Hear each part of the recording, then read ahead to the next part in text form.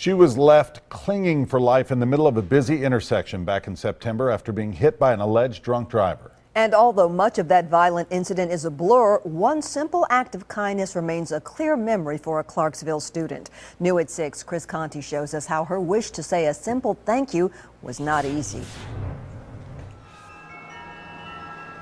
Age often determines who resides in a nursing home. Yeah, definitely.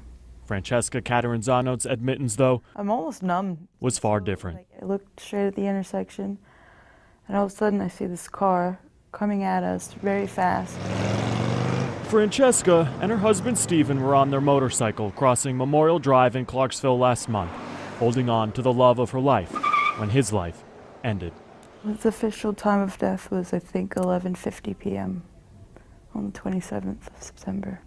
The last 31 days have been a blur. There's rods and bolts and screws throughout my whole leg. The 26-year-old can't remember much of the crash, but she distinctly remembers this. I saw a guy in the middle of the intersection, and I asked him to come over to me and hold my hand, and he did. And he held my hand the whole time. She wanted so desperately to find the man who was holding her hand that she took to Craigslist and posted an ad in the misconnection section. I called you when I came to hold my hand. I asked for your name. Please, if you read this, reach out to me.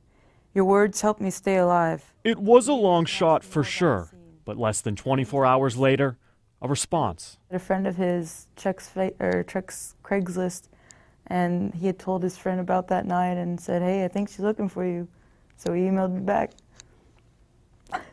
On Saturday, just 3 days after her original post, Francesca's mom snapped this photo of her daughter and the hand-holding lifesaver. My life. It meant my life. So humble that he asked his name to be kept private. I just cried. You know, stuff became real.